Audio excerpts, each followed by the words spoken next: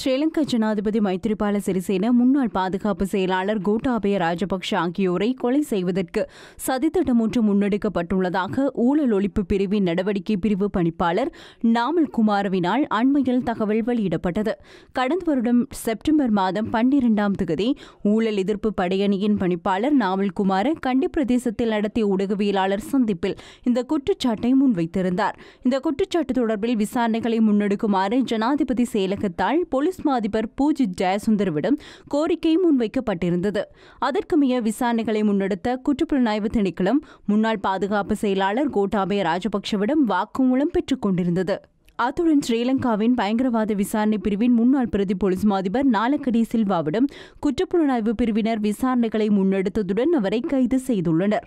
அதனையடுத்து முன்னாள் பிரதி போலீஸ் மாதிபர் நாலக்கடி சில்வா நீதிமன்றத்தால் தொடர்ந்து விளக்கமறியலில் வைக்கப்பட்டுள்ளார்.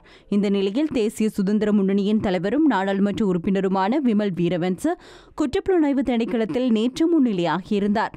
இதன்போது கொலை சதித்திட்டம் தொடர்பில் தேசிய சுதந்திர முன்னணியின் தலைவரும் நாடாளுமன்ற உறுப்பினருமான விமல் வீரவன்சவிடம் நேற்றைய தினம் வாக்குமூலம் பெற்றுக் கொள்ளப்பட்டுள்ளது.